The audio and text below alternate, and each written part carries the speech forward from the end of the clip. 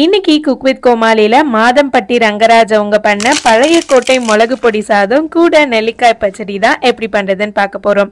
1 litre பாலை நல்லா காய்ச்சி இந்த மாதிரி ஆற வச்சிட்டீங்கன்னா பாலாடை திக்கா படிஞ்சிரும். அதை மட்டும் தனியா ஒரு பிளேட்ல எடுத்து வச்சிருங்க. இப்போ 1 கப் அரிசிக்கு 4 கப் தண்ணி சேர்த்து கரெக்டா 3 விசில் விட்டீங்கன்னா சாதம் நல்லா வெந்துரும். வேக வச்ச சாதத்தை ஒரு பிளேட்ல கொட்டி நல்லா ஆற வச்சிருங்க. அடுத்து பொடி பண்றதுக்கு 1 டீஸ்பூன் கடுகு நல்லா ரோஸ்ட் பண்ணிட்டு எடுத்து வச்சிடலாம். அதே மாதிரி 1/4 டீஸ்பூன் வெந்தயமும் ரோஸ்ட் பண்ணிக்கோங்க. இப்போ 2 டேபிள் ஸ்பூன் உளுந்து, 1 டேபிள் ஸ்பூன் மிளகு, 1/2 டேபிள் ஸ்பூன் மல்லி, இது எல்லாத்தையுமே தனித்தனியா ரோஸ்ட் பண்ணிக்கோங்க. அதே மாதிரி 5 வரமிளகாய் ரோஸ்ட் பண்ணிருக்கேன். 1 டேபிள் ஸ்பூன் அரிசி, இதெல்லாம் நல்லா ஆற வச்சு அரைச்சுக்கோங்க.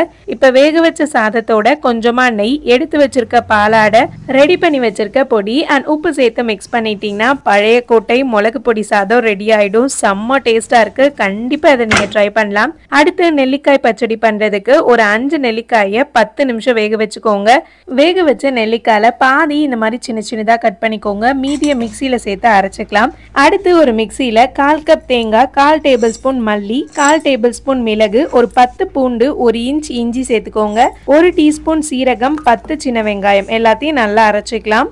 இதோட அரைச்சு வச்சிருந்த நெல்லிக்காய், 2 கப் நல்லா கெட்டியான தயிர் அண்ட் சின்னதா கட் பண்ணி வச்சிருக்க நெல்லிக்காய் பீஸ், கொஞ்சம் உப்பும் சேர்த்து நல்லா மிக்ஸ் பண்ணிட்டீங்கன்னா நெல்லிக்காய் பச்சடி ரெடி. இந்த காம்பினேஷனோட அப்பளமும் சேர்த்து சாப்பிட்டீங்கன்னா செம்ம டேஸ்டா இருக்கு. மறக்காம ட்ரை பண்ணிட்டு உங்களுக்கு எப்படி இருந்ததுன்றத கமெண்ட்ல சொல்லுங்க.